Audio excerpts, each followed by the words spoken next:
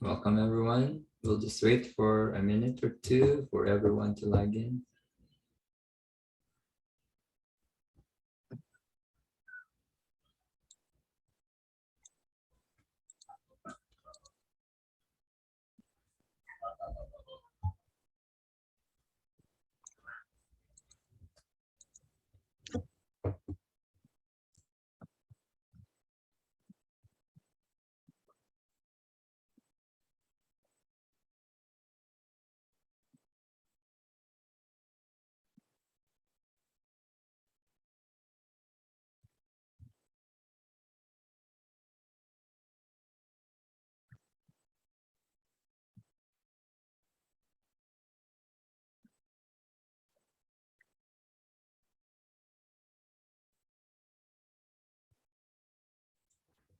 Okay, good evening. Good evening, Marina Banggi po. Good evening from Los Angeles.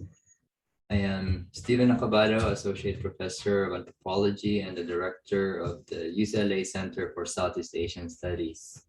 Welcome to the third panel of the webinar series, Historicizing Disaster Risk Management, the Ecology of Mount Isarog and its Environs. Before we start, I would like to recognize that as a land-grant institution, the Center for Southeast Asian Studies at UCLA acknowledges the Gabrielino Tongva peoples as the traditional land caretakers of Tobangar, Los Angeles Basin, and Southern Channel Islands. This webinar series is a product of collaboration among various institutions, including the Partido State University, the Polytechnic University of the Philippines, the Center for Taiwan Philippines Indigenous Knowledge, Local Knowledge, and Sustainable Studies, or CITIPILS, at the National Chengchi University, Taiwan, and the Program for Early Modern Southeast Asia, or PEMSEA, which is a partnership among the University of Hawaii, Manoa Center for Southeast Asian Studies, Department of Anthropology, University of Washington, and the UCLA Center for Southeast Asian Studies. PEMSEA is supported by a generous grant from the Henry Luce Foundation and various UCLA units. This series is supported by the Philippine Commission on Higher Education, the UCLA Center Institute, the UCLA Cotten Institute of Archaeology, and the UCLA Center for Medieval and Renaissance Studies.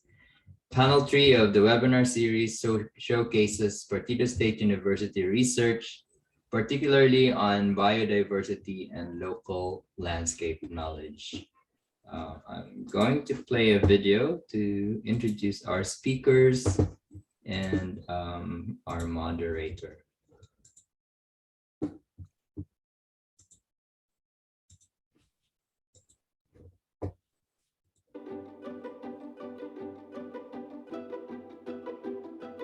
Panel 3 consists of 3 panelists from Partido State University, Bicol, Philippines, and a moderator from Taiwan.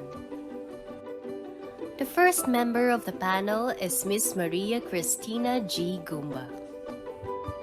Ms. Maria Christina G. Gumba is a faculty researcher of Partido State University, Sangay Campus, and is currently the director of PSU's Coastal Wetlands and Ecosystems Management Research Center. Her research focuses on marine affairs and small-scale fisheries. She pursued her bachelor's degree of political science at Ateneo de Naga University, her diploma in social work at the University of the Philippines Open University, and is currently pursuing her master's degree in marine affairs at the University of the Philippines, Visayas. Her recent research works in the coastal municipality of Sangay, Camarines Sur focus on poverty and vulnerability of small-scale fisherfolks, cultural beliefs and practices of small-scale fisherfolks in relation to the local development initiatives, carrying capacity of tourist areas, and participatory approach to DRRM planning.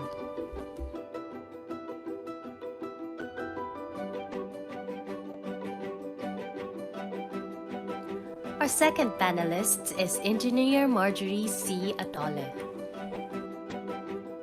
Engineer Marjorie C. Atole is a sanitary engineer and conservation fellow alumna of Rare Philippines that specializes on social marketing for marine conservation. Oshoshi is an advocate for the environmental protection and management from highlands to oceans and worked extensively on fisheries and coastal resource management in Partido District. Recently, she now focuses on the stream network or watershed management and works closely with the local government units in environmental policy development, plan formulation, and communicating science to the communities. She holds a Master of Arts in Communication at the University of Texas, El Paso.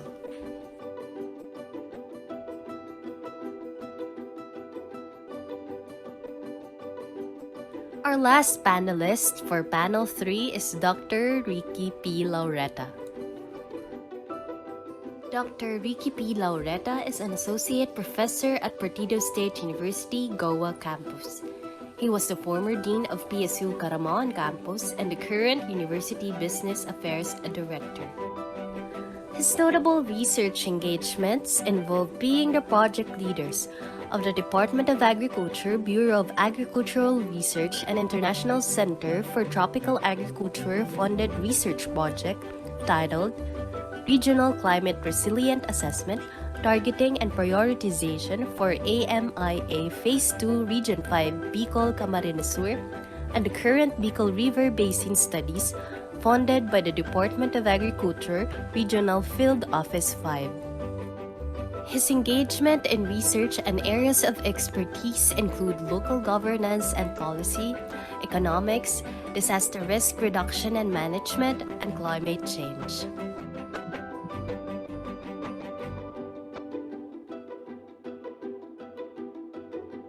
Our moderator for panel 3 is Dr. Dawei Kwan from National Changchi University in Taiwan. Dr. Dawei Kwan comes from the Tayal indigenous group in Taiwan. He received his PhD degree in geography from the University of Hawaii at Manoa and is currently a professor in the Department of Ethnology at NCCU. His research interests include indigenous geography, indigenous land policy, indigenous community mapping, and community-based resources management. Devoting to integrate his works of academic research, teaching, and community service for the claim of indigenous land rights, he collaborates with different indigenous communities in many traditional territory mapping, land use planning, and community development projects. Once again, our panel 3 panelists and moderator. Thank you. Now I give the floor to Dr. Dawei Kwan. Thank you, Stephen. The video is great, really great. It's my honor to be here, and as what we can see from the video, we have 3 panelists in our panel today. Ricky Laureta, Maria Christina Gumba, and Jure Atoli. And, you know, after watching the video, I think our audience already know a little bit about our 3 panelists. But I guess you, just like me, also like to learn more about what you have been doing. So I would like to invite our panelists to briefly share more about what you have been doing, maybe research or the work regarding to the climate science. So maybe we can start with Ricky. Hello, good morning, everyone. Hi. Hello. Yes, Ricky, will you please share us more about what you have been doing? Okay, so once again, hello to everyone. My name is Ricky Laureta, an associate professor of Partido State University here in the Bicol region. By the way, I would like to congratulate in advance the organizers of this event through the efforts of the team of Dr. Stephen Acabado and Earl John Hernandez, and of course, the rest of the team. And thank you for inviting me as one of your resource speakers. Allow me to share to you my research recent research and publication engagements. As of now, we just concluded the project titled Development of Comprehensive Early Warning System for Agri-Fishery Communities in the Bicol River Basin.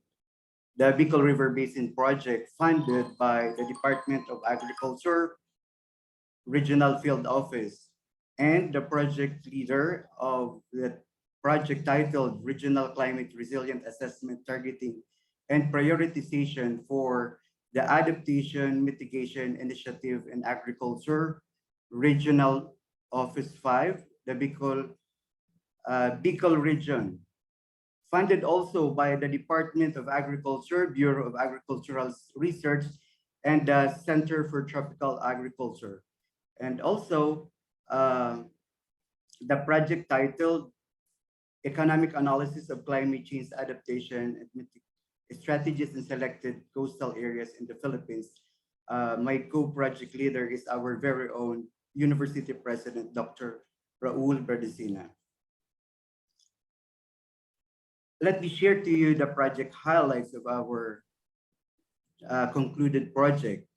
First is the installation. We have installed the automated weather station in 3 recipient municipalities here in the province of Camarines Sur. And then we generated maps containing the climate risk vulnerability assessment, or the CRVA. And we introduced the climate resilient agriculture practices through the integrated rice duck farming, or IRDF. Then we conducted a lot of trainings and workshop on climate information system. And we initiated and facilitated the approval of the community-based disaster risk reduction management plan, focusing in agriculture. In our study, in our research project, our study sites is in Baao, Camarines Sur.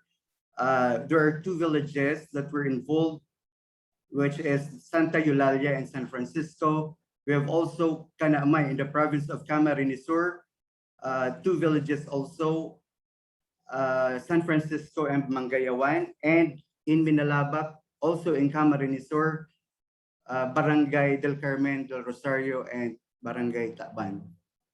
What we here in this picture, as you look at the picture, that is the installation of our automated weather station. So it is believed that it's very important to have an AWS in every barangay or municipality, so that the data and information is very useful in terms of responding in any calamity. So we conducted trainings and orientation on how to manipulate the automated weather station. And also we generated maps containing the CRVA assessment,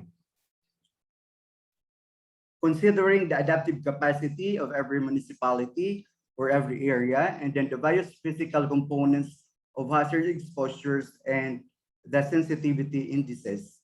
Also, as climate resilient agriculture practice, or the best practice option as we call, we introduced the integrated rice duck farming as the CRA practice.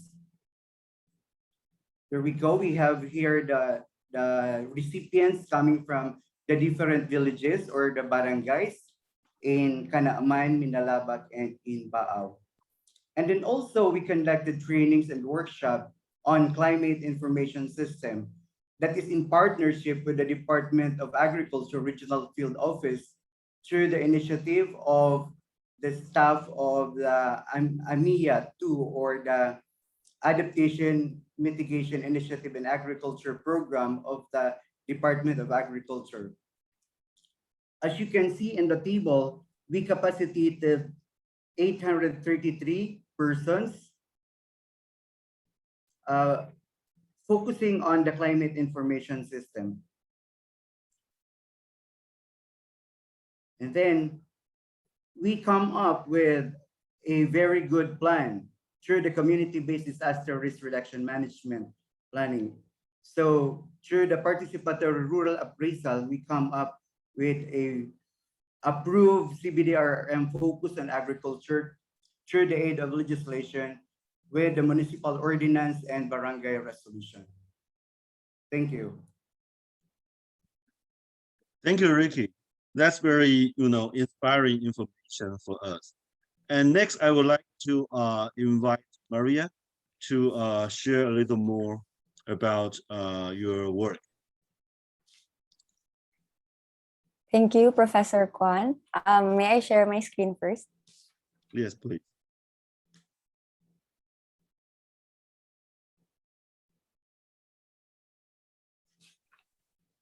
First and foremost, I would like to thank the organizers led by the team of Dr. Acabado. Thank you for having me as one of the panelists for this activity. So good morning, everyone. Good morning from the Partido District of Camarines Sur, Bicol region. I'm Maria Christina G. Gumba. My friends and colleagues and everybody I know call me Tin. I'm a faculty researcher from Partido State University. And so far, in my research experience, my most significant work was something I did under the guidance of my dean and mentor, Dr. Christina Lim, and some of my colleagues in the Sangay campus of Partido State University.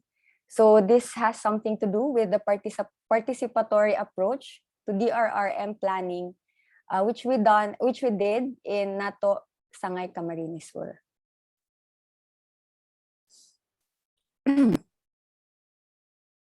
So as you can see in the slide, Nato is a coastal community in Sangay, Camarines Sur, Philippines, and it faces Laguna Gulf, which is a major fishing grounds in Camarines Sur. So it's not only a fishing grounds in the province of Camarines Sur, but it's also surrounded by two other provinces in the Bicol region of the Philippines. So that's Albay and Catanduanes. So the community members of Nato also faces a degree of vulnerability to hydrometeorological hazards like typhoons, storm surges, and floods. So, however, despite these realities, we can see that residents of Nato still stay there because their primary source of income is fishing. So during our study, we can see that there are a series of underlying and interrelated issues that must be addressed to keep residents safe from hazards and at the same time ensure that their source of income remains accessible for them. Thus, the need for DRRM plan in the community level was apparent. So generally, this is the type of research that we worked on. And in the long run, we're working towards interdisciplinary research that considers the interlinked issues in coastal communities, including, of course, climate change and DRRM. So as you can see in the slide, these were the research activities we conducted with community members, and we invited a diverse group of people. So you can see there young people, the senior citizens, women, there are also fishers there. So we included them in the process of DRRM planning in the community level. So far, the outputs of this research are still being used. So we used the produced DRRM plan as the basis for future activities with NATO or with the community itself. Although there are limitations right now because of the pandemic, I guess it's the advantage of being near the community because our university is, the campus of PSU is situated in NATO. So it's easy to access them and try to come up with more extension activities based on the research outputs we conducted in NATO. So I guess I'll be talking about that more later. So for now, that's it. Thank you, Professor Kwan. Thank you, everyone. Thank you, Tin. And next, I would like to invite Marjorie to share a little more about your recent work. Thank you, Professor Kwan. And thank you also to the organizers. Let me first share my screen.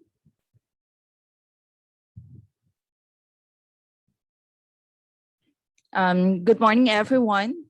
So basically, I've been involved, I'm a faculty researcher of the College of Engineering and Technology of Partido State University, COA campus. I'm involved in the Goa Referent Community Sustainable Governance Project. It's a research extension project funded by CHED NAFES and implemented by PSU, Partido State University.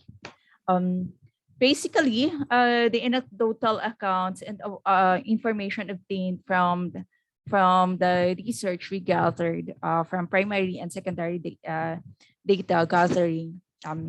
Rivers played a big part in the settlement, culture, and livelihood of the communities here in Goa. Goa is one of the 10 municipalities in Partido District, or the 4th Congressional District of Camarines Sur. It is the sole municipality without coastal areas. So it's situated on the ridge and among the 6 municipalities and city surrounding Mount Isarog. Our focus of our project is on the 3 major networks of rivers in Goa, or the management of the river system. So this is the conceptual of the evolving institutional framework for the participatory different ecosystem governance. So the institutionalization of the sustainable management of river and ecosystems. We established also a strong partnership with the community and the local government unit, and knowledge generation and information. So for the knowledge generation and information, our data generated were utilized on the development of policies, and also for the local planning. So the comprehensive land use plan, and also included as the DRM plan. So we do field research, scientific investigations, ecological resiliency promotion and rehabilitation of rivers, community buy-in.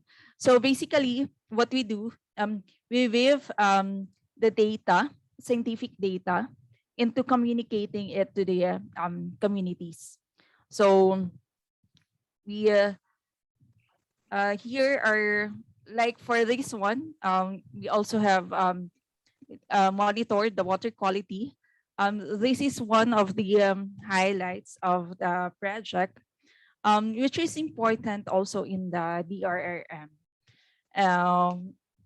so that we would know how safe the water is, their access to water.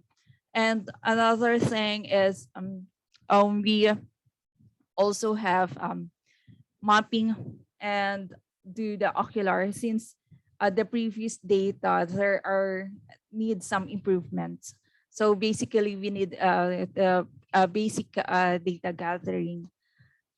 So here are some of our activities: advocacy promotions, water quality assessments. We also have youth camps where we'll discuss about the rivers. We communicate the results of these studies conducted. And we have this has ended or concluded last November 2019.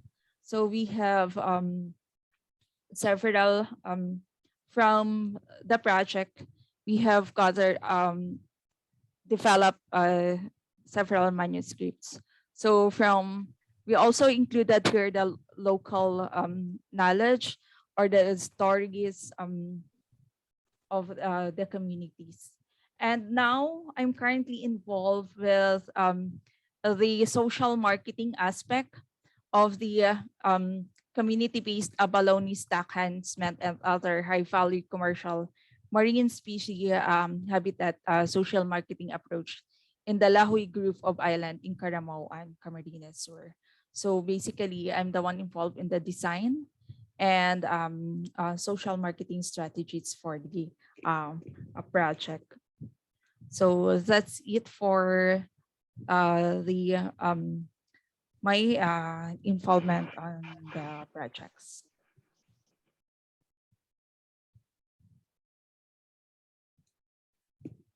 Thank you, Marjorie. So I think we all see that you are doing very amazing job regarding to the community participation and disaster mitigations. So here I have a question for all our panelists. What do you think? What are the priority research area that need to be addressed in Partido, or maybe what are the important environmental issues in Partido? So maybe we can start with Ricky, please. Hello.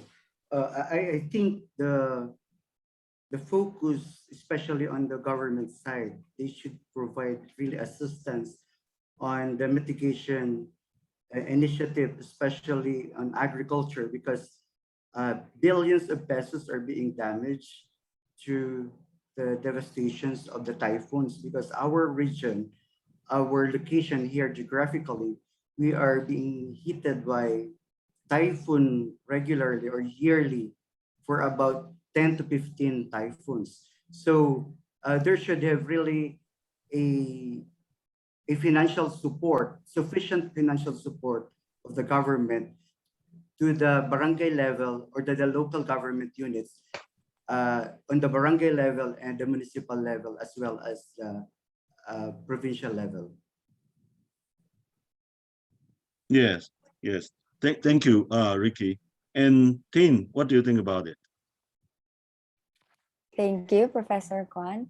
I think that the priority research areas in Partido can cover, number one, a management of coastal and marine resources that takes on a multi-stakeholder and ecosystems approach.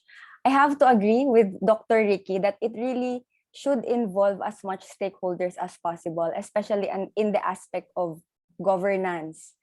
Partido is a district in the province of Camarines Sur and is largely composed of coastal municipalities. So if his concern is more on agriculture, my primary concern really is the fisheries as well, which is also related to agriculture, since it's a resource based livelihood. So I think it makes the priority area significant, management of coastal and marine resources.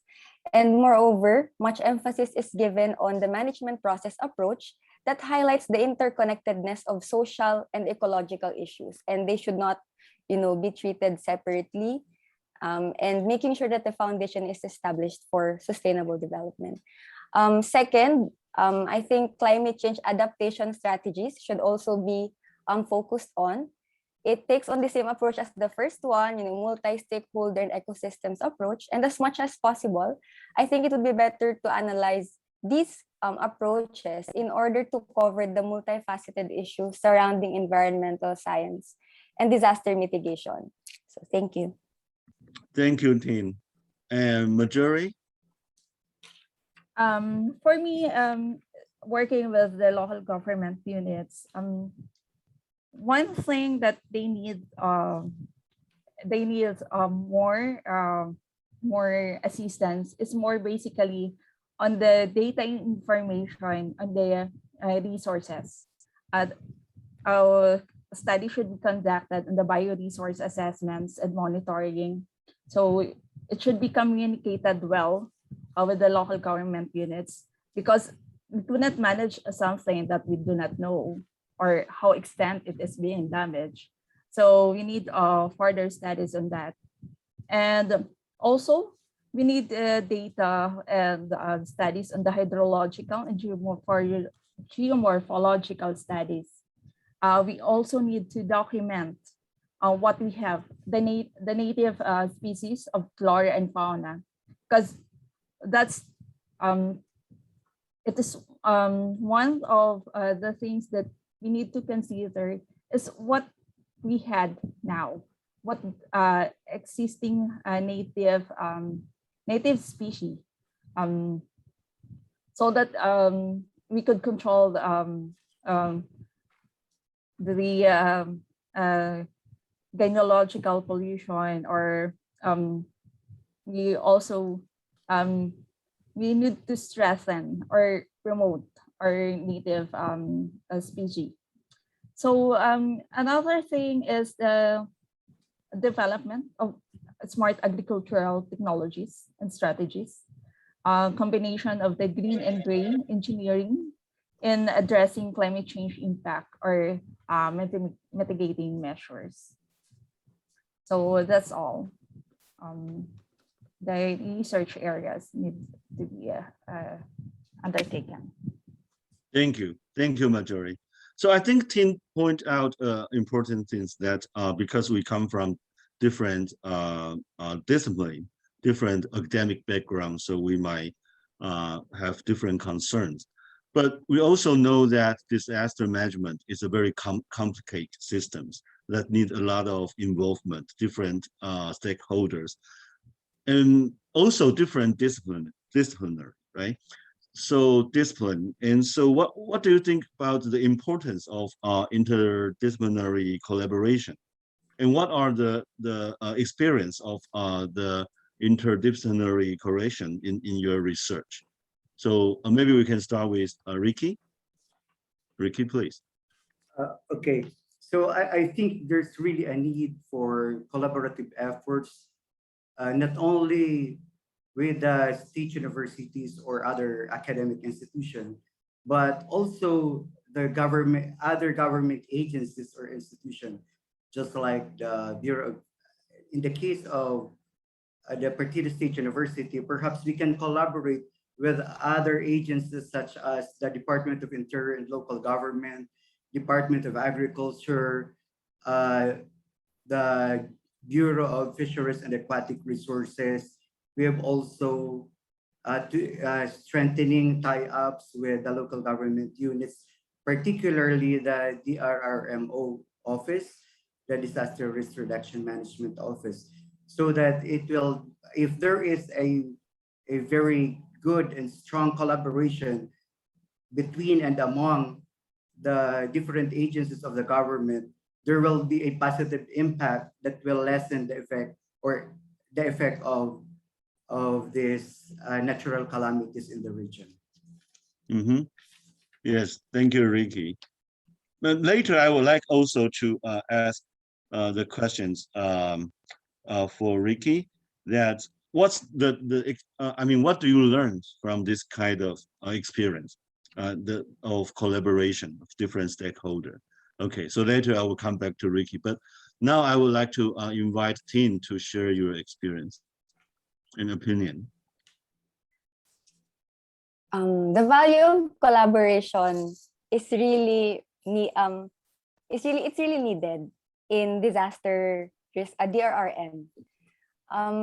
When we talk about DRRM, it basically covers a lot of issues on how it's mitigated and addressed. And when disaster strikes, a lot of damages happen.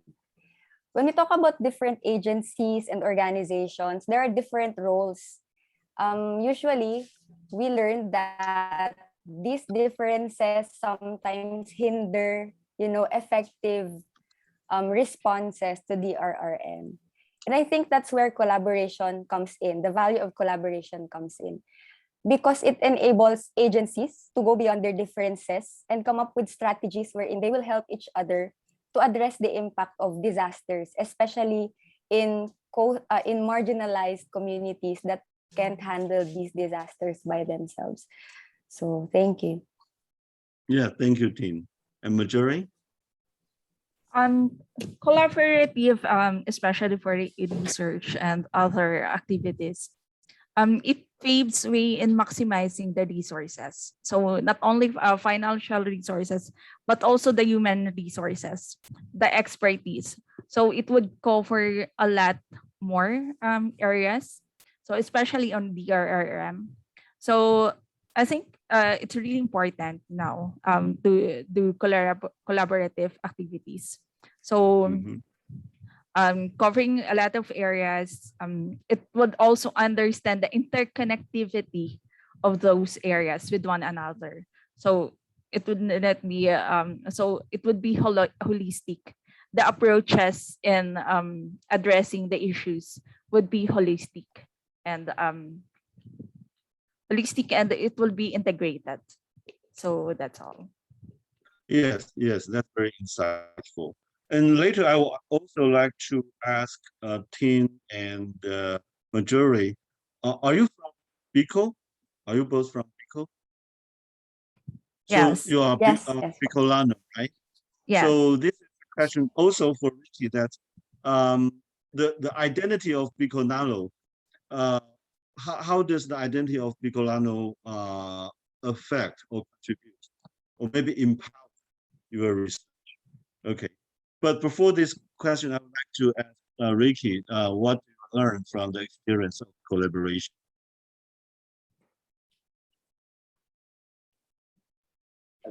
A lot of learnings we gained from the experience when we implemented various research-funded projects.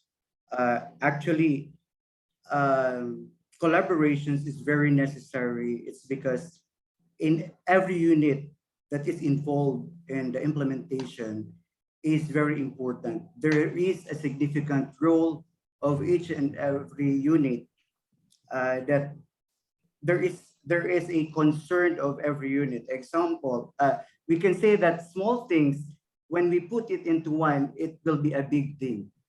So that's why it's because of that, there will be a greater impact just in case there will be really a collaboration from among and within the different agencies of the government.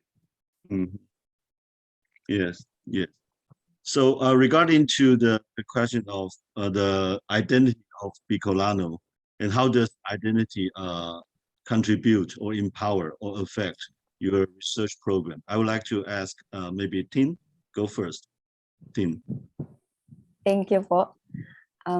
For me, being a Bicolana, honestly, and a researcher is related insofar as it makes conducting research for me easier when interacting with members of the coastal community. Because we speak the same dialect, it's easy to talk with them initially.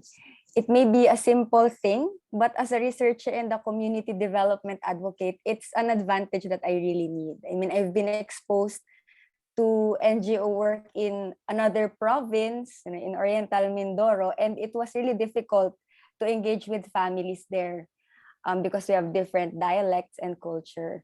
We were also considered as outsiders and privileged at the same time, and it really is difficult to even start engagements with them. And I think that in engaging with community, starting this engagement is really one of the most difficult tasks. So you have to make them feel that you are one with them, that their interest is your priority. Here in Bicol, being outsiders is taken out of the equation, but we are still perceived as people of privilege, because we're educated and employed in a stable occupation. But for someone who had experience working with communities outside Bicol, this was enough for me. And I think that as researchers, it's important for us to really go beyond being Bicolanos or Bicolanas and be able to make collaborative engagement. But it also helps to have a sense of belongingness from time to time. Thank you po. Thank you. Yes. Marjorie? I agree with Tin with the sense of belongingness with the community. So it's easily for me to connect with them. So and also growing up here in the area, especially on the research area. So you could easily connect the dots of you would also would be easy for them to understand what you want to relay information to them. And Bicolanos are strategic, resourceful. So it's easy to conduct research studies. Yes, thank you, Mary. Ricky, what's your opinion? Being a Bicolano, I think the significant identity of the Bicolanos are resilient, because even we are hit by typhoons annually, but still we are just like a bamboo, where if there is a strong wind that comes out in our area, we just bend, but we go back to our original position. So we're just like a bamboo. It's really resilient. Yeah, that's a very strong and beautiful metaphor. So regarding to the issue of typhoon, in my experience, I mean, I come from the indigenous group in the mountain area in Taiwan. So of course, typhoon will cause some damage, but also sometimes typhoon will bring some resources. I don't know how does people in Bicol perceive typhoon. Is that totally a disaster, or there's something also come with the typhoon? So what do you think about it? Maybe we can start with Ricky. Hello, I think it's really a disaster, wherein nobody could prevent it coming in our area. So that's why the people in the village should really be adaptive, and there should have a very good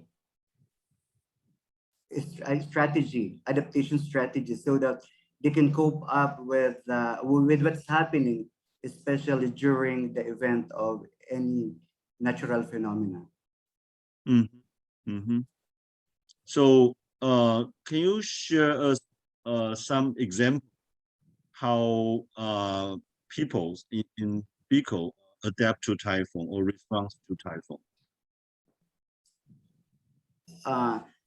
Okay, during the implementation of our project, we conducted interviews with the local people there in the area, in barrio, in the villages, wherein there is really a very bad experience on their part, especially on the coastal areas, and so in the remote areas. In the recently concluded project that we had in the Bicol River Basin, there is a swelling of the river. So there is a flooding where all houses are being devastated, and everything was placed into abnormal situation.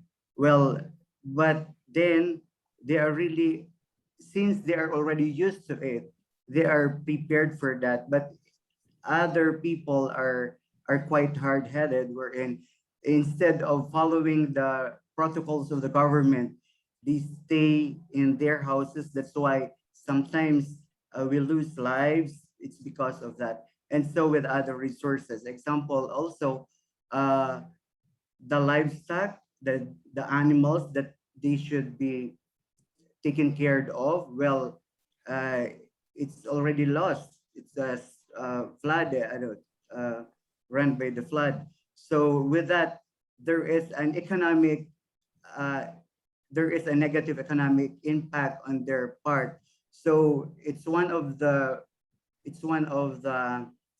causes why they are really suffering from poverty, is because they could hardly cope up with the financial stability.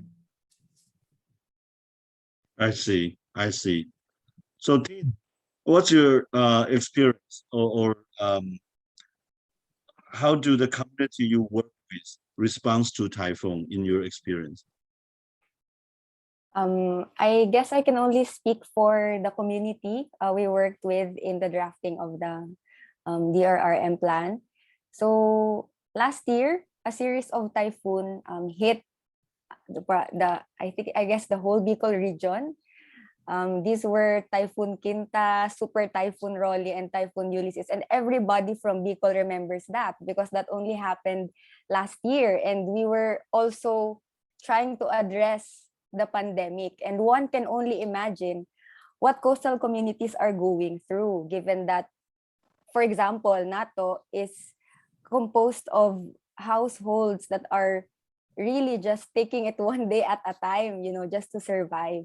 So this was an unusual occurrence in Bicol, where unusual because 3 typhoons hit the region within a span of, short time, 2 or 3 months. So some homes which were initially damaged by Quinta were immediately followed through by a super typhoon and then another typhoon. And there was really just a short amount of time to recover. Some weren't even able to recover during those 3 typhoons. So at times like these, the Municipal Disaster Risk Reduction and Management Office of the Municipality of Sangay is active in ensuring that households in Nato are safely evacuated when needed during typhoons. So even though there were a couple of typhoons that hit the region, there were really minimal casualties. I don't think there were any casualties. I'm just not sure, but it was, everyone was relatively safe. So this was because of the efforts of the community and the MDRRMO. So during our research, this was also expressed by the community members during the workshop. When news of incoming typhoon reached them, they make all the necessary preparations for leaving their homes and staying at the evacuation center.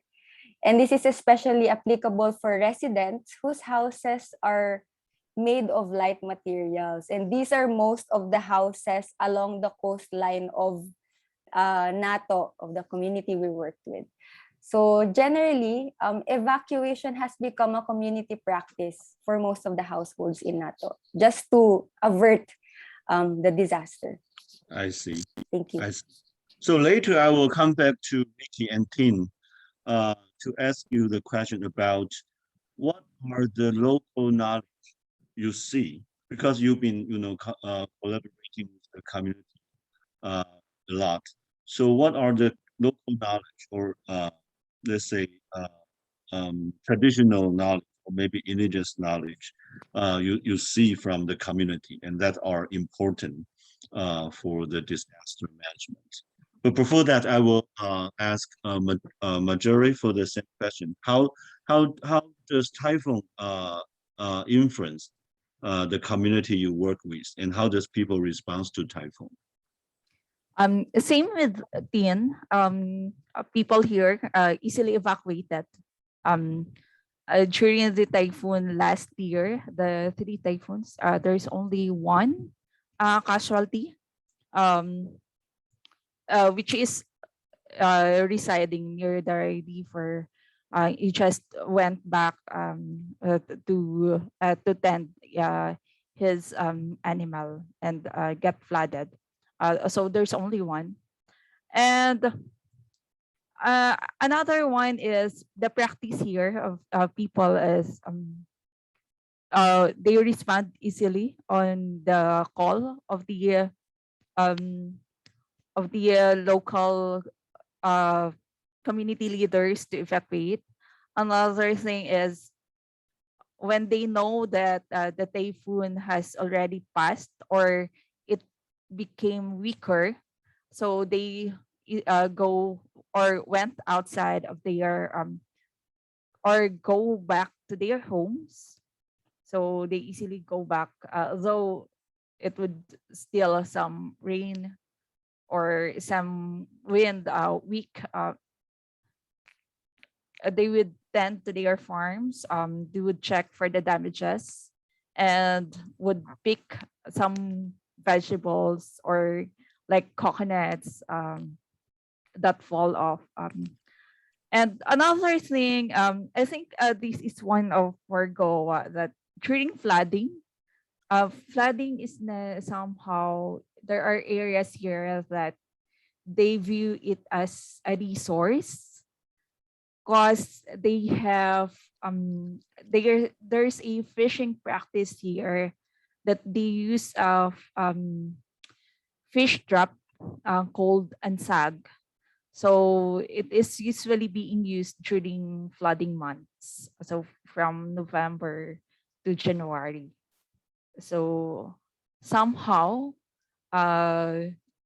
typhoon and flooding is viewed of other people as a resource. Mm, mm. Yes, thank you very much. So, Ricky, regarding to the question of the local or community knowledge or the traditional knowledge, did you see something in the community you work with? Actually, most of the Bicolans are, there is a strong superstitious beliefs, and so they really believe in with Peña Francia as our ina. We call it as ina, and so with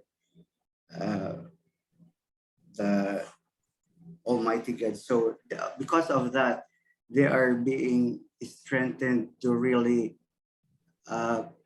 be blessed for survival's sake.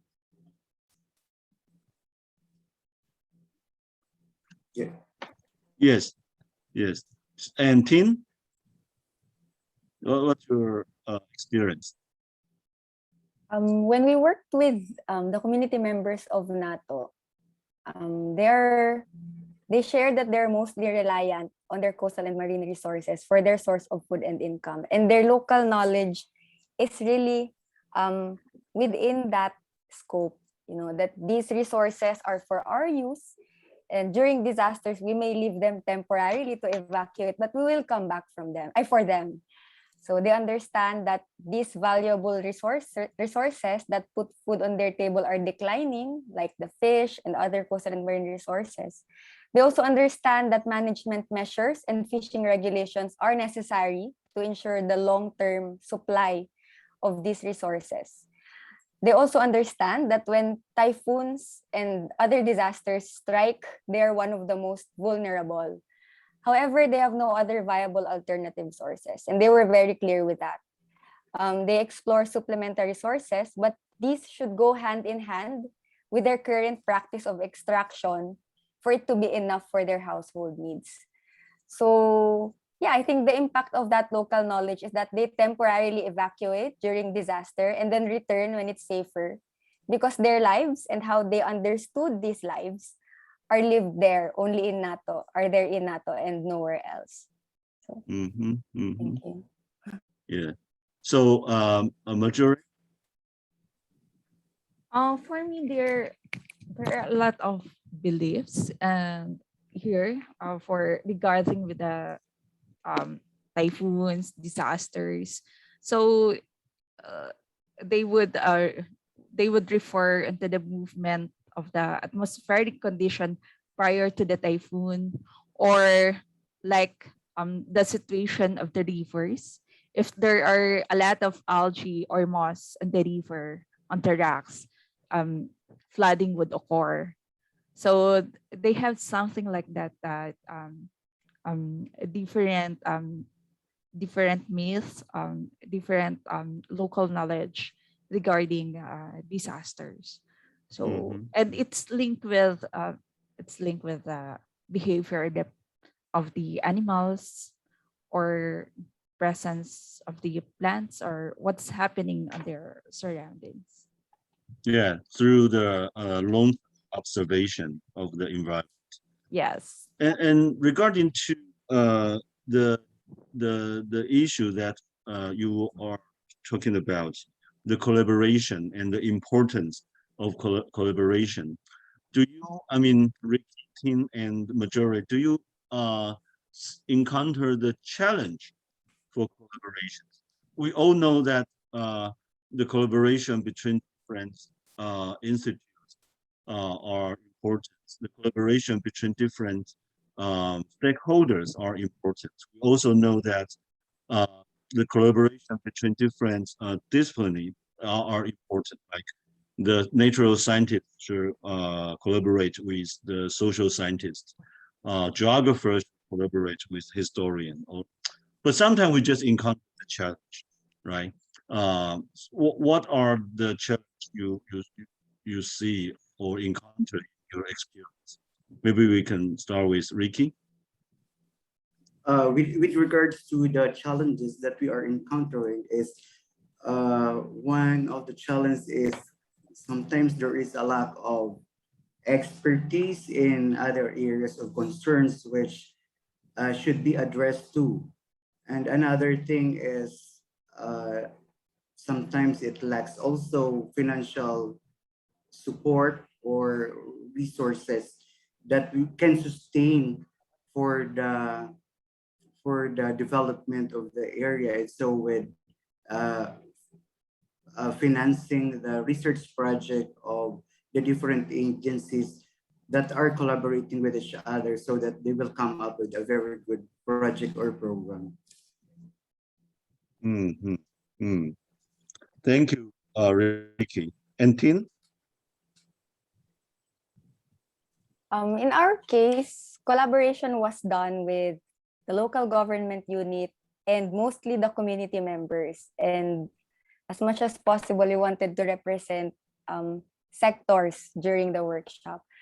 The main challenge we encountered during that activity, during the planning process, was the lack of ownership of community members. So they were more or less indifferent in some parts of the planning process, mostly because they feel that planning wasn't their job, but more of the job of the governments, and then we'll just comply. So even if we encourage them to participate during the process, there were several times when they just contributed to the discussion just to get it over with. I think this comes from the lack of ownership of the planning process in the first place and the implementation. And sometimes it can be difficult to elicit responses from participants who have gotten used to being excluded in the process. And I think until now, even while working with communities, they prefer to be on the receiving end than be actively participating in the planning, implementation, and the whole process. So it's still a challenge po. I see. So in your case, you mentioned that there's collaboration between you and the government and the community. So in the community end, is there an NGO there, an organization there, or you collaborate with individual household? After we collaborate with the barangay government, so the barangay officials, and after we conducted the research, we also collaborated with NGOs like RCES, so it's a research organization, in trying to come up with activities based on the BDRRM plan that was formulated. And it's an ongoing activity. We're still coming up with plans right now to extend these activities and try to be responsive to the BDRRM plan formulated. And I guess this is also our way of making the community see that their plan has fruits, and we're doing something about these plans, and hopefully in the long run it also encourages them to actively engage in the process. I see. Thank you very much. So Marjorie, what's your experience or opinion regarding to the challenge for collaboration? One of the challenges I observe is more on the participation of the community, not on the local government units in municipal, but on the community level. It's more on their local political affiliations. If the one calling, like the one coordinating, is they don't like it, so they are hesitant to participate. So that's one thing of the challenge. So what we did is we expressed to them or tell them that research is a non-political activity. So we need to extract information on both sides. You need to get information. So you need to triangulate the information from the communities. So you need to source out information from the different different people. So to triangulate the answers. I see. Thank you.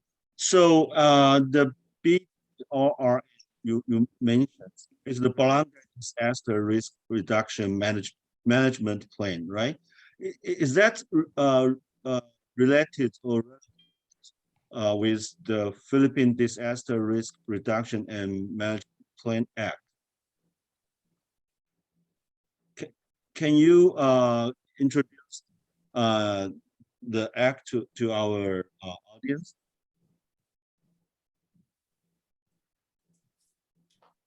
Maybe Ricky? The Philippine Disaster Reduction and Management Plan Act. Actually, the Philippine Disaster Reduction Act is not so much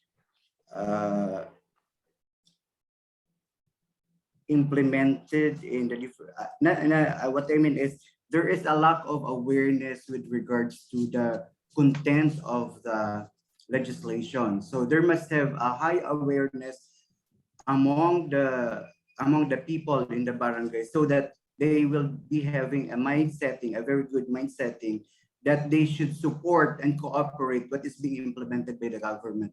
Otherwise, there will be no effective implementation of the act itself.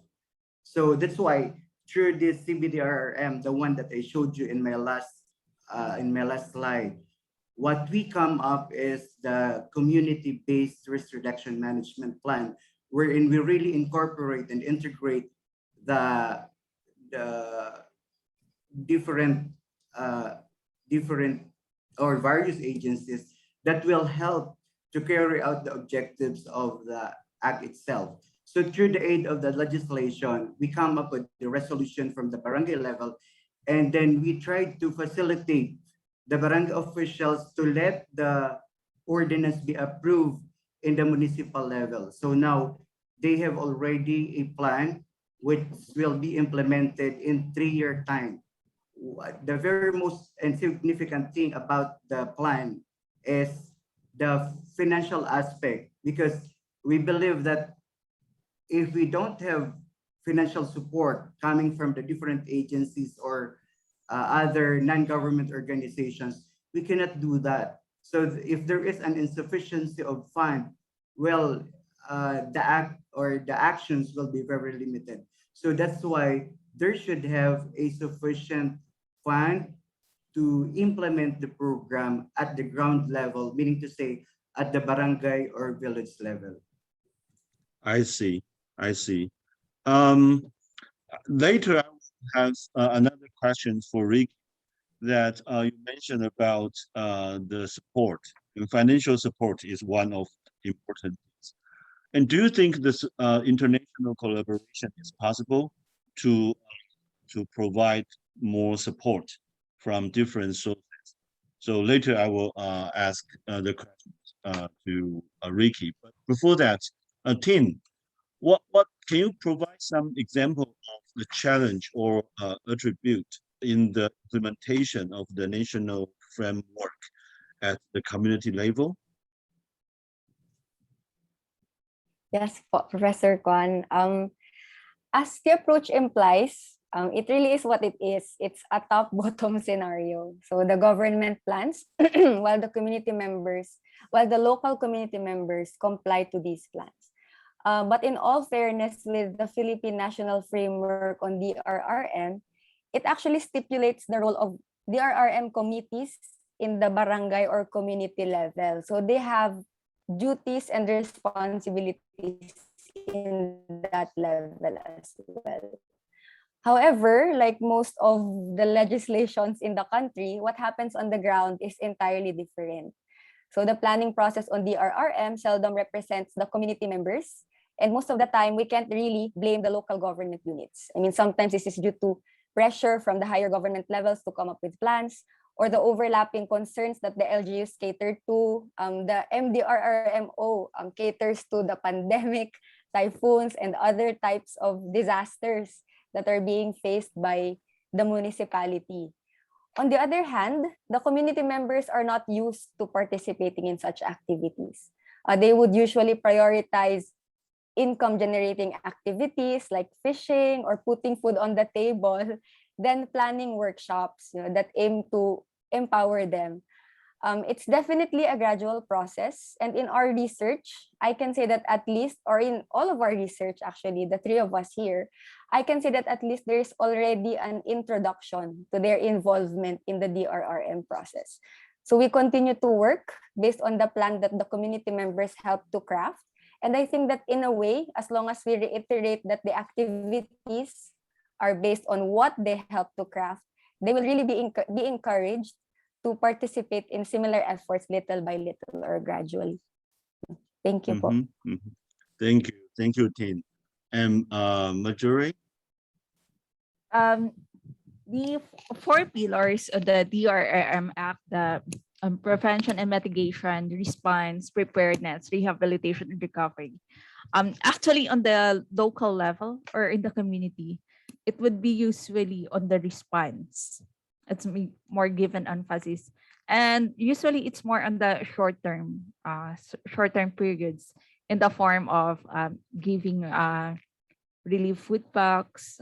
So the long-term aspect and addressing issues on the RRM, it's often neglected, and sometimes you would and sometimes the locals or from members of the communities who would participate on the planning process, they are not equipped on the knowledge on their locality itself.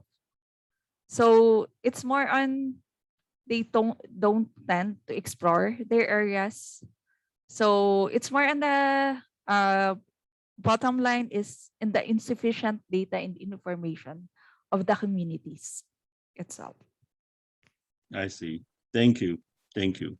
So later I will also have a question for you, like what do you see the importance of academic workers like you, I mean Marjorie, Tin, and Ricky, as a bridge between different community or between the community and the government?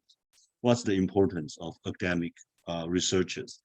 But before that, I would like to ask Ricky regarding to the issue of financial support or different kind of support, different kind of resources. Is that, I mean, is international collaboration possible to, you know, empower each other? Ricky? Yes, support is very needed in our respective communities, especially not only from the government, but even coming from other international organizations. And of course, we will be very grateful for that and happy if there will be other organizations that would help us so that we can lessen the impact of the natural calamities in our area. Yes, because I'm thinking that the experience of the adaptation to the environment or the experience of disaster management, it should be a kind of human wisdom and resources to be shared and, you know, further learn from each other between different parts of the earth. So, Tin, what do you think the importance of academic research in terms of bridging the communities or bridging the community and government? In our context, the academy is really mandated to conduct research. And also in our context, we usually are faced with the issue of lacking data or information. And it's part of our job to really generate that data and generate that information and analyze them in a way that can be used by the communities and the government. And I think that in itself is a bridging effort, you know, that the kind of research that we do provides information for both the community members and the government, and also serves as an avenue for them to work with each other and collaborate. And it's really important, to come up with science-based decisions when it comes to the issues in the community level. Yes, yes. Thank you. And Marjorie, what's your opinion? I agree with Sir Ricky and Tin that the policy should be scientific based. So governance should be based on scientific informations that the academe should provide. And those informations, as I've said, that it should be translated well to the communities. So there are results of the research that the community should know or for them to understand. So also it should be in the local context. So it should be communicated to them on their on how they would perceive or on how they would read the information. So definitely it should be strategically communicated to the communities and to the local government units and other national agencies and government institutions. Yes, thank you. So later I will come back to Tin and Marjorie with the question that how can the community's role be significant in understanding disaster risk reduction management? But before that, I would like to ask Ricky the question I asked Tin and Marjorie earlier. What do you see the importance of academic researchers as a bridge between communities or between community and government? I agree with Marjorie and Dean.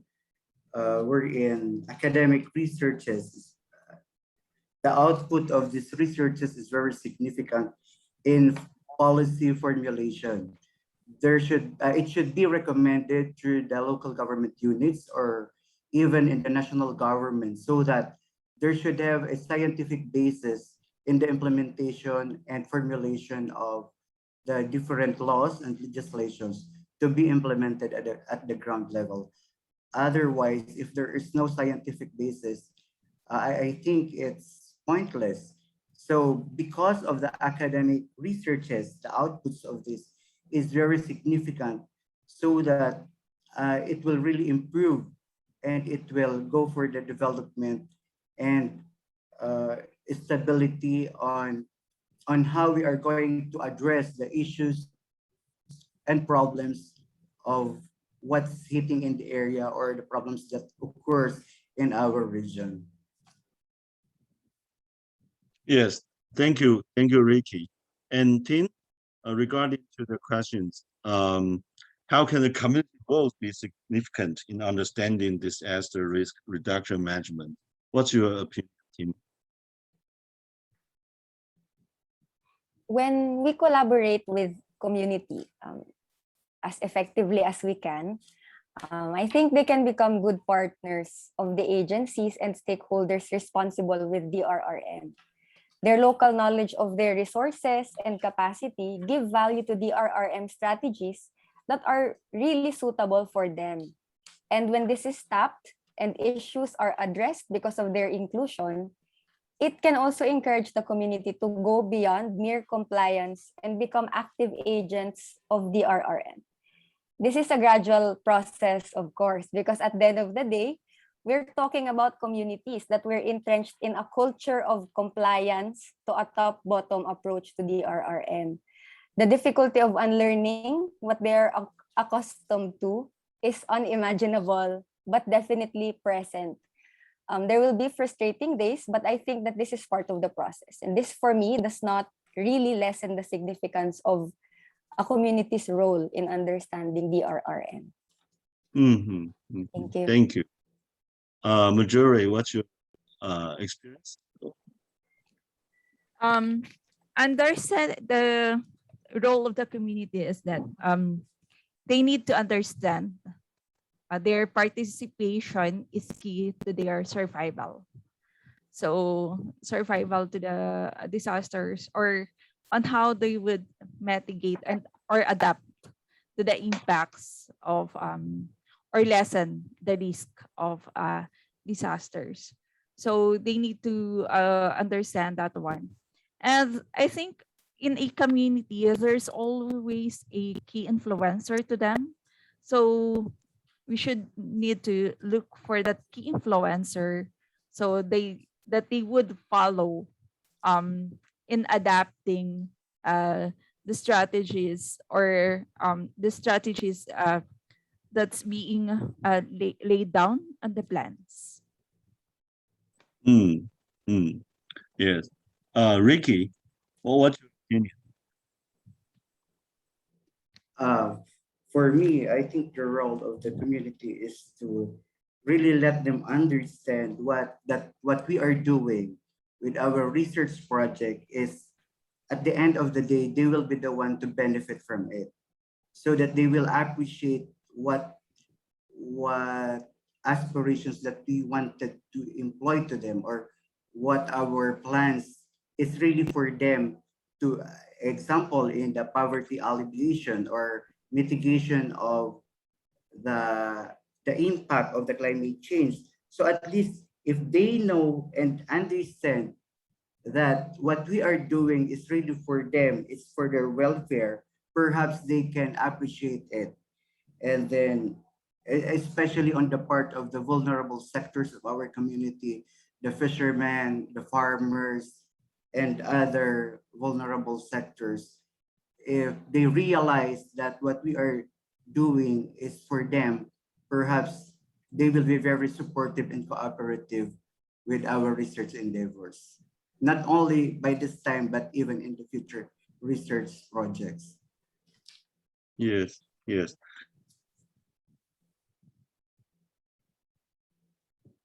About community, actually, community is not. There are a lot of diversity in the community, right? So there are family system, maybe religions. So what do you see the influence of family or religions in the community? Because that's, you know, that is related to our collaboration with the community, right? So in your experience, like the family system, the religion system, how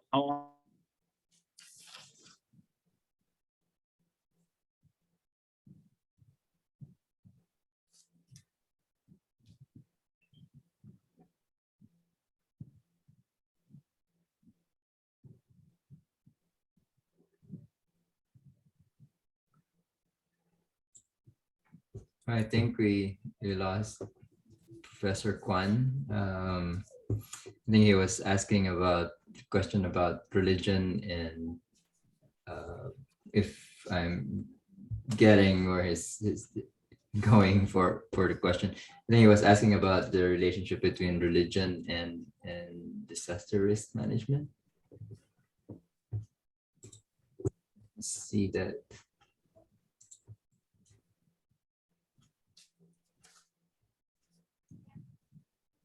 Yeah. Oh, I think, yes. I think his question is about religiosity and the role of religion in understanding and or responding to the challenges brought upon by disasters.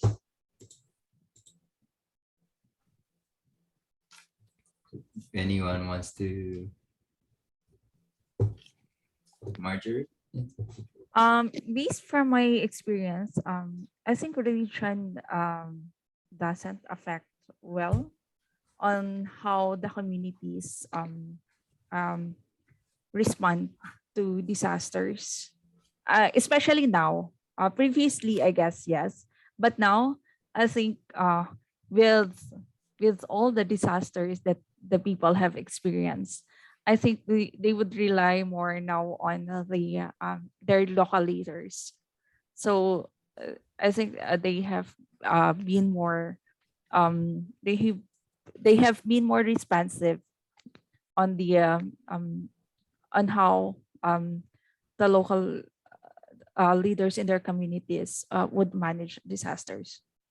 I think there are already, based from their experience, because of the different experiences here in Bicol region because of disasters. I guess that's the game. Or rather, I took over for when you were kicked out, and so I asked the question about the role of religion, religiosity, in Yes, yes, responding yes, to religion, or Yeah. rather, disasters. yeah. So we got all the answers from all our three panelists already. From Marjorie. So Okay, from if Marjorie. Pin and Ricky have something to add. Okay. So Tin or Ricky would like to add her opinion. Let me share.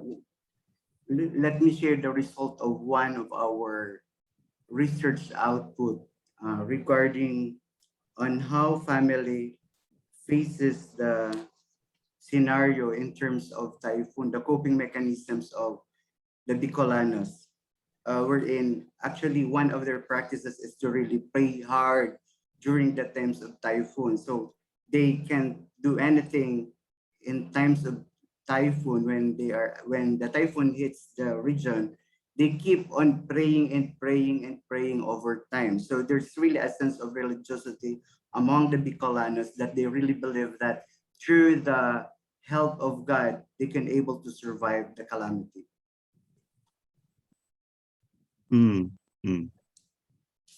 And Tin? In our study, that also happened as well, but more on the older members of the group, the senior citizens.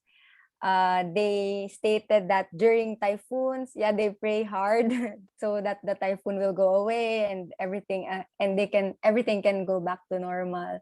And there were also sessions when some of the female senior citizens arrived late because they had religious roles in the community chapel as prayer leaders.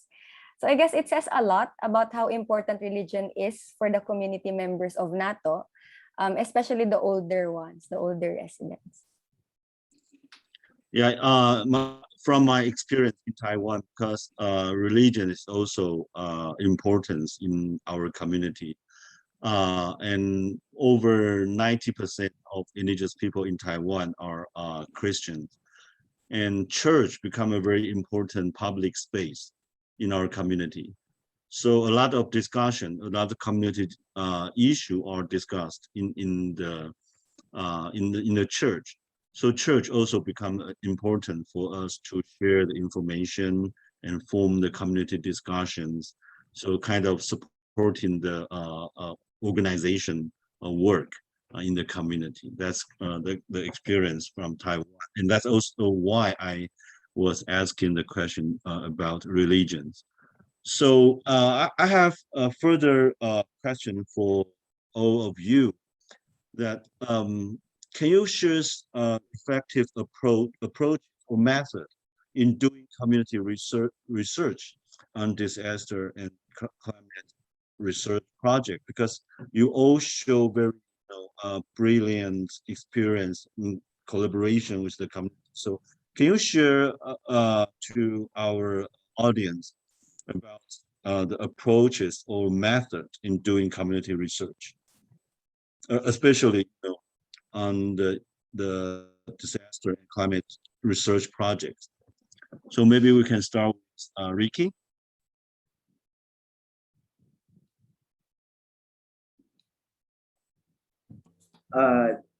Our approaches and methodology is very effective in carrying out on how we go along with our research is the participatory rural appraisal, wherein we invited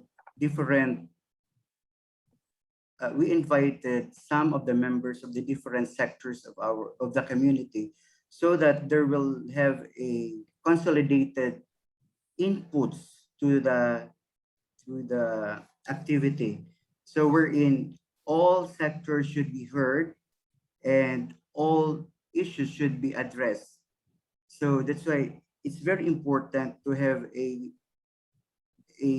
participatory rural appraisal and assessment coming from the different members of the society, such as the lending institution, the senior citizens, the youth sector, the women, and other important sectors that plays a vital role in the community. Thank you, Rick. And Tin, what's your opinion, Tin? Thank you po.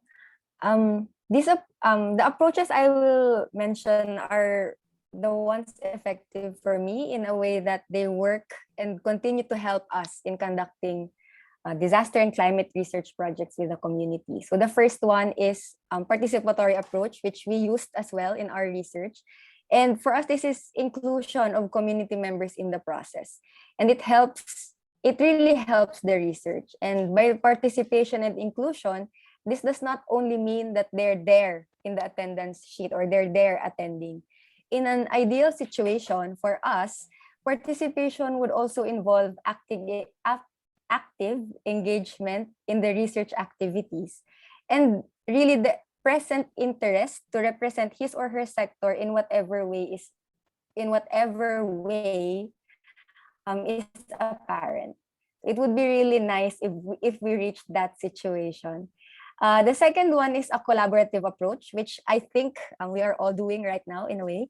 Collaboration enables a healthy exchange of ideas and insights. And I believe that community research on disaster and climate vary along several aspects. And at the same time, it constantly evolves to continuously accommodate a diverse set of community characteristics. And so a mindset that focuses on collaboration rather than exclusion and competition, for example, is more helpful for me and for us, especially in exploring ways in which to improve our current research projects and plans. And it's also an opportunity to learn. Thank you. Thank you. And Majori?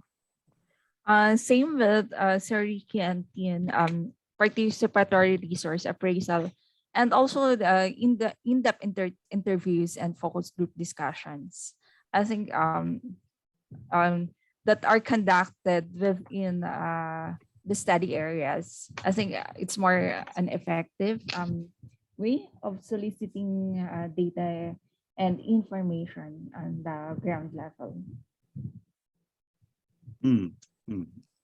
So I think it's about time to open the floor to questions, Q&A.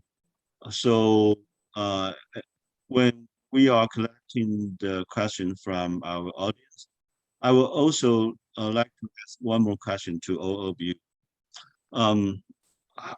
What's in your experience? How do you translate the scientific language to a common daily language in the community? Because we need to collaborate with the community, right? But our training from our academic background, the language, it's a very different paradigm. But we need to share that to the community. So the translation is important. In your experience, how do you do the translation? So maybe we can start with Ricky. Sure. I'm sorry, I wasn't able to listen to your question earlier. Okay. Okay. Maybe we can. I can repeat the question, and we can start with Tim, and later we come back to Ricky. So my question was, we all received the academic training from different academic discipline, different academic background, and a lot of language we are using in our academic research is difficult for the community. So it is important to translate our academic language to a daily conversation. to the useful and readable information to the community. So in your experience, how do you do that? And is there any challenge or difficulty? And how do you overcome the challenge in terms of the translation? So let's start with Tin, then later we'll come back to Ricky. So Tin? It really is a challenge, to translate scientific outputs into a material that they can easily understand. But after our research, we tried to conduct a series of activities since one of the findings was the lack of awareness for some DRRM concepts and principles. And in our activities, we tried coupling them with culminating activities where we give something to them. Like, for example, after the typhoon, we conducted a training for them on disaster preparedness, done in the Bicol dialect, of course, something they can easily understand, and based on the outputs of our research. And we did resource sharing activities where we were able to give out food packs or relief packs for them after they attended the training. So in a way, we tried to communicate, we tried to encourage them to participate at first, the relief packs. And we made use of the Bicol dialect as much as we can. So really, that's the only extent or effort that we have done so far. And we're trying to come up with more materials that we can probably distribute and make it easier for them to understand. Especially that another challenge we're facing is the pandemic. So it's difficult to even gather them in the first place to share the outputs. Thank you, Thank Tin. you. Marjorie, what's your experience? I think that's the one thing where my experience is different from them, because since I am more trained in communication as well. So what we did is, first is knowing the target audience. So knowing the community. So, and also the materials communicated to them, it should be on their perspective, not on us, not on our perspective, but on their perspective. So you really need to understand, you really need to know their current situation. So usually our projects would begin from the knowledge, attitude, practices survey. So basically, and would be triangulated with the field works, with the interviews every days. So we did, we really contextualize the target audience. So characterization, what the target audience is. So for us to translate or for us to design and communicate to them. And sometimes it's also adapting communications tools and strategies to the communities. Yes, yes. Thank you, Marjorie. Later, I will have a question for all of you. If you have the chance to collaborate with some academic researchers from different background, different discipline, different academic background, what is the discipline or expert researchers you would like to collaborate with, and why? Okay, but before answering this question, I would like to ask Ricky the same question about the translation from the academic language to daily community language that is readable and that can be understood by the community. Actually, what we did in our research is we come up with a book, this one, we come up with a book and then we provided them a copy so that they will be aware of what we have done in their community. Another is in terms of the CBDRRM, I would like you to show the plan itself. This is consists of the community-based disaster risk management plan of 6 villages in the 3 municipalities of the province of Camarines Sur. So they can read it here, all the plans for their respective villages, so that whenever they wanted to implement something, they will be able to have a guide, or they will have a guide in the implementation. So another is we posted tarpaulins, the tarps, as to the result of the research of this research project. And then also, in terms of legislation, we come up with an ordinance and approved by the Sangguniang Bayan of the different municipalities. So in that way, they are able to implement it with a backup of a legislation or as a law, so that it will really be implemented fully and with legality.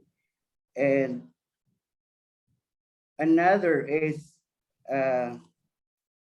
we come up with a monitoring mechanism so that there should have although our research project is over, it's already finished, but then we still have a continuous monitoring with recipients in the barangays, especially on the barangay officials in the villages.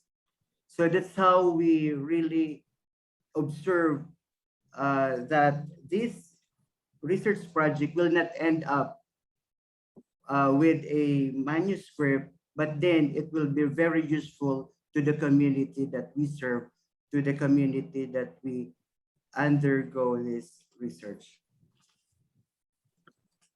Yes, thank you. That's very, wonderful information that, through different media, you can help or improve the communication between different stakeholders. That's really brilliant and very inspiring information. Also, what Majore and team mentioned about providing more training for the local community member is also a very important ways. So regarding to the question about who or what kind of experts you would like to collaborate with, if you have chance to pick one, what's your choice, Tin? That's a really interesting question, Professor Kwan. I mean, we already have fisheries technologists, marine biologists who specialize in ecologies.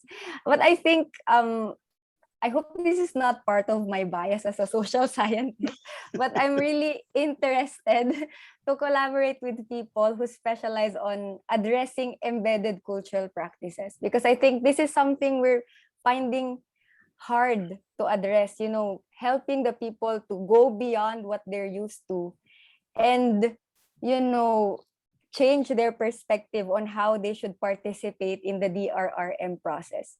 So I hope we can collaborate with people who have that background and, help us in coming up with ways on how community members can get involved in sustained participation in the DRRM process. That is empowering for them.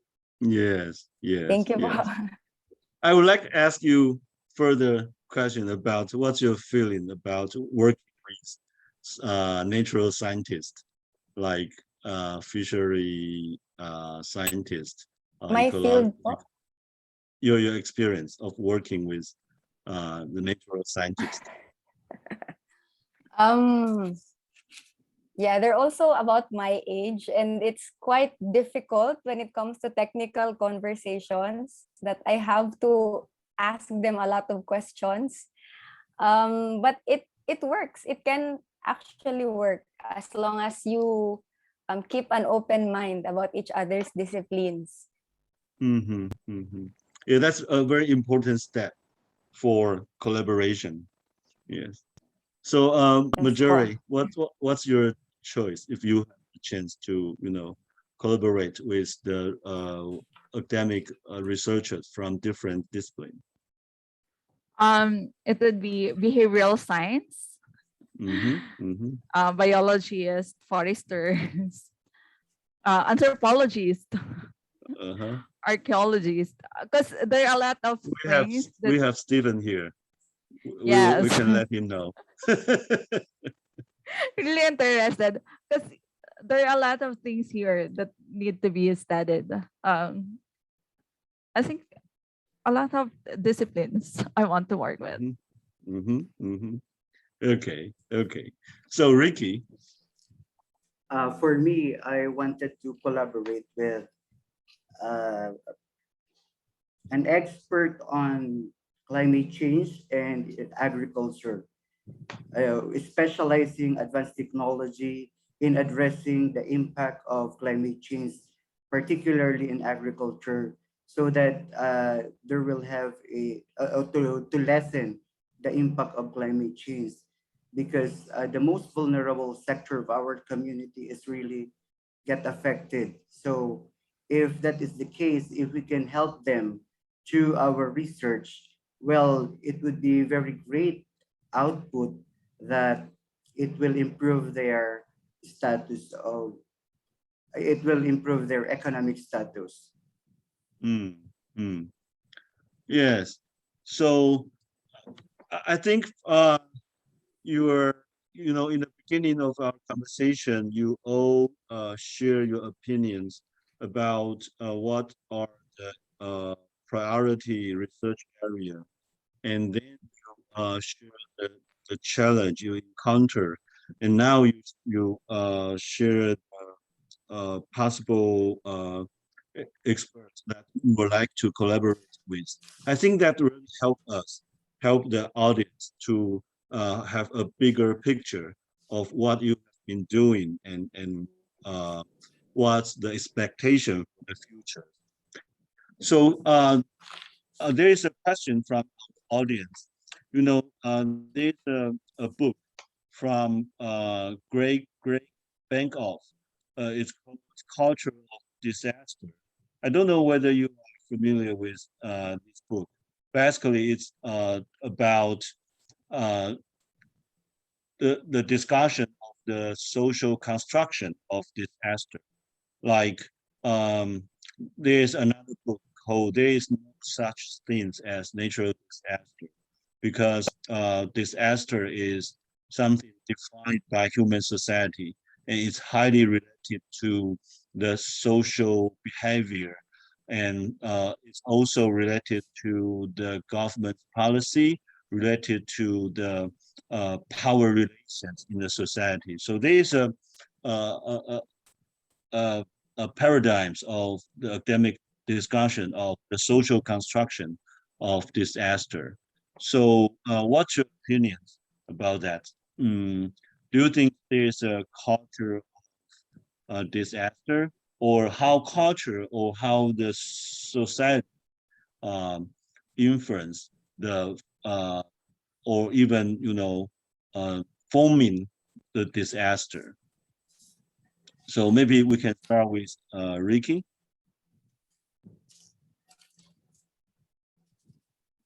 The social construction of disaster. What's your opinion? I'm sorry, I am not quite knowledgeable regarding that.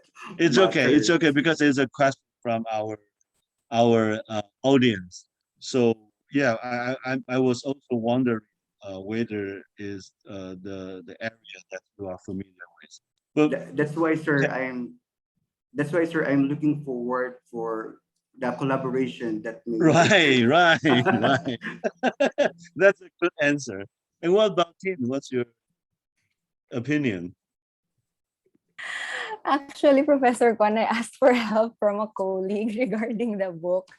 And he explained to me that really we have developed a culture of disasters in response to how frequently disasters hit the country. I hope I got it right. Because I think there is a sort of culture of disaster in the whole country. I mean, for example, we are perceived, Bicolanos and Bicolanas are perceived as resilient people, because we have a lot of hazards surrounding us. We usually weaken the typhoons before it gets to the other parts of the country.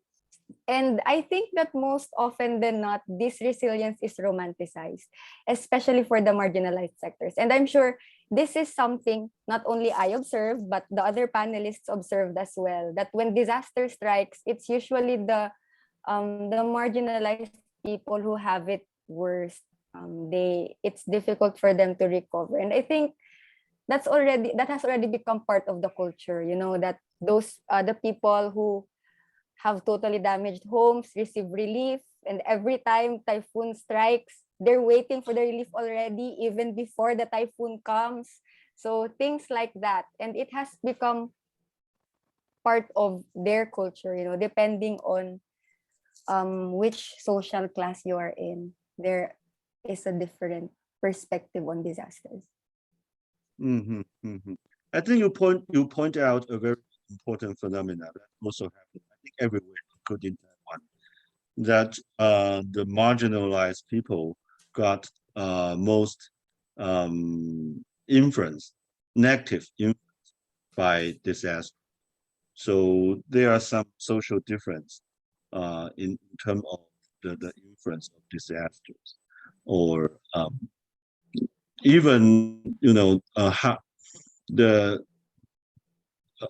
social distribution, or the policy, the government policy will sometimes form disaster, like the land use policy is also some reason forming the disaster itself.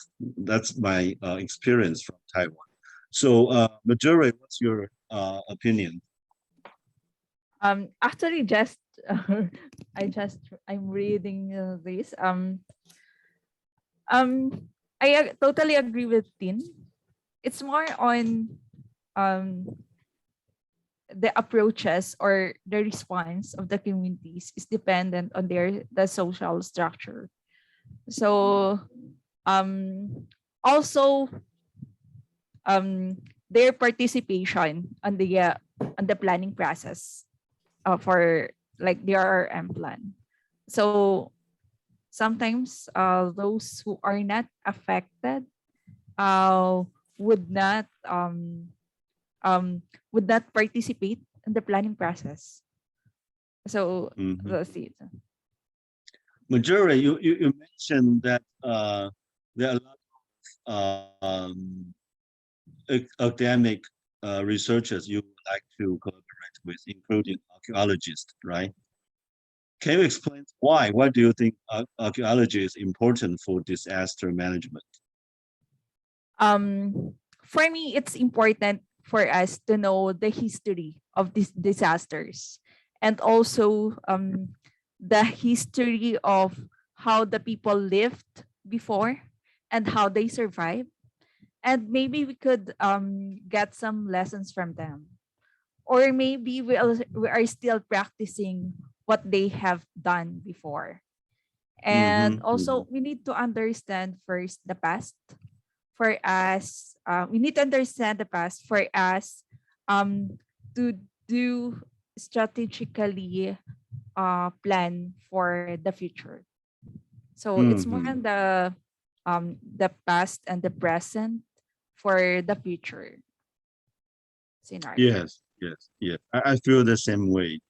So before we end this section, I would like to ask one more question, because you are all doing amazing work. And from my perspective, they are all very pioneering research. And you are all faculty in Partido University, right? Partido State University. So how does your researches help you in your teaching work? or how do you incorporate your research outcome in your teaching? Or how do you have your students in your community involved in the research project, including participate in the community activities or involved in the participatory research? So maybe we can start with Ricky.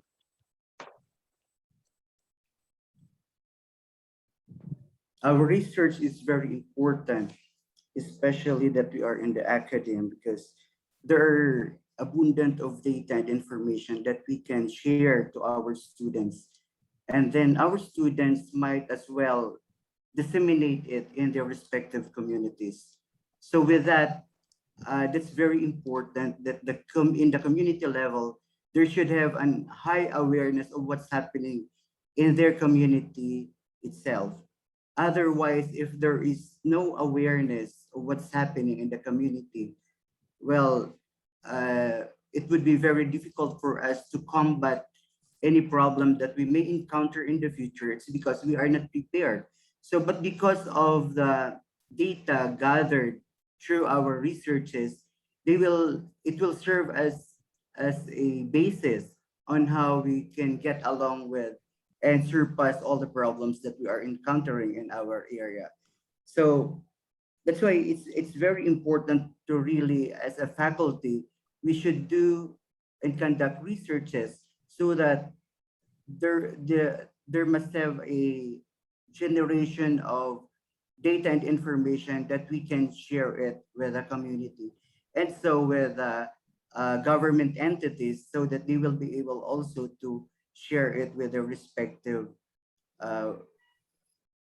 with their respective agencies that they are addressing their problems. Example, in terms of agriculture, if there is a sufficient data coming from our research, the Department of Agriculture will be able to specifically and particularly address such problem. In terms of aquatic resources or the Bureau of Fisheries, specifically, they can address the problems that they are encountering.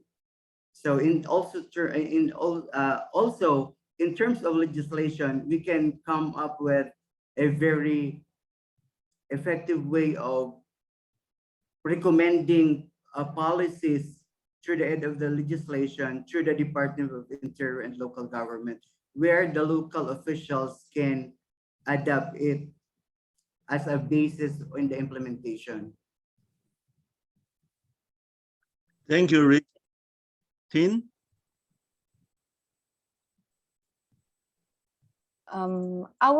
My research actually, professor, is very useful for teaching, especially when we try to teach, fishery students and marine biology students that you can collaborate with other disciplines, not just your own discipline, in order to address issues surrounding your discipline. In fact, in this research that I talked about in this panel, we had a few participants who were also our students. And I think it's important to expose them while they're young and try to develop a mindset that gives value to research and how it can contribute to the growth of a person or of the community. And this helps a lot because we see our graduates getting employed, for example, in the Bureau of Fisheries and Aquatic Resources, the LGU, and them being informed also translates to them informing their respective agencies that have crucial work in DRRM or in coastal and marine resource management. So in a way, linking research with your teaching is really helpful because it has a ripple effect in the future of the student as well, and in your career as a researcher. Yes, yes. Thank you. Thank you, Tin. Marjorie? For me, they or the outputs of the research or the data and information gathered, especially with regards to the hydrological and water quality. The discussion in the classroom, it's not before we would be refer to the results from the United States, because books are authored by from US. So now it's more on they would know the status of like water quality in the local level. So they would understand more on the situation of the environment, on the local environment. And also doing research, they were involved like for conducting the laboratory works. So they are equipped with the skills. We try to involve them. So it's more on building their knowledge and also their skills that are so important in their work. So we had an alumna she's now working with the national government, and her experience doing the research, field works and lab works helped her a lot. So that's Thank it. you. Thank you. Thank you so much. I mean, thanks to Ricky, Tin, and Jerry for the very knowledgeable conversation. I really learned a lot from you. So before we end this section, would you like to give a very quick final remarks for our conversation today, Rick? For me, I think it's very necessary that the collaborative efforts shall be strengthened by the various agencies of our government, including also the non-government organizations who will be of great help to come up with a very successful project and program that will help the vulnerable sectors of our society. Thank you very much. Thank you, Ricky. Tin. Thank you, Professor Kwan. I would simply like to thank the organizers, our moderator, Professor Kwan, and the team led by Dr. Acabado and Sir Earl. This was really an opportunity of learning for me as well, and I really appreciate it. We look forward to more collaborations and rich discussions like this one. Thank you so much. Thank you, Tin. Majore? Thank you very much, everyone. Professor Kwan, Dr. Acabado, Sir Earl, and the other host. Research is really needed by the community, as well as the policymakers and implementers of the projects. So we need to continuously promote science-driven policies and implementations of projects, either in the national or the local government units. And we need to continuously inform the community for more behavior adoption towards environmental management resources for to lessen their risk to disasters or have mitigating measures. Thank you, Majore. Once again, thanks to you for the very inspiring conversation. And I really look forward to further collaboration between our university, faculties, and communities. Thank you very much. So I'm going to hand it over to Stephen. Thank you, everyone. I think we have a couple more minutes remaining, but the discussions today and also my experience growing up in Bicol underscored the vulnerabilities that low-income communities face in terms of disaster risk reduction and recovery. And of course, the respective works of Marjorie, Ricky, and Tin and other colleagues in the Philippines are paving the way for democratizing disaster risk management through collaboration, policy recommendations, and providing data on various communities' responses to disaster and post-disaster recovery. But what's clear in this panel is that there is a need for a wide-ranging and sustainable program to empower marginalized communities. Disaster risk management and vulnerabilities are manifestations of inequality or inequity. Without equitable development, DRM will be heavily slanted towards recovery rather than prevention. So if you ask me for a DRM model or a solution today, I don't have an answer for you yet. But I think this panel has opened up or opened opportunities for future collaboration. So maraming salamat, Mabalos. And Earl has an announcement. Thank you, Dr. Acabado. So thank you everyone for joining us this morning. I do hope we're able to present highlights of the nature of works of my colleagues in the Partido State University, and what we are doing and what we hope to do in the future. So this opens, I guess, this panel opens for collaboration. So hopefully we're able to learn more about Bicol communities and ecologies and its relationship to disaster risk management from the stories and works of the panelists. So may I also take this opportunity to invite you all to join us in the next program for Early Modern Southeast Asia webinar series, Panel 4, Environmental Change and Urbanization in the Early Modern Period, this coming August 24, 8 p.m. Los Angeles, August 25, 11 a.m.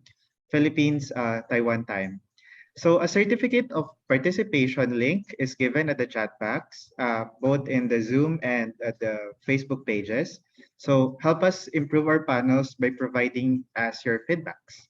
So may I also invite everyone to visit the Museo de Isarog and UCLA Center for Southeast Asian Studies Facebook pages. So follow us as well on our official webpage posted at the chat box. So just mabalos po. Thank you.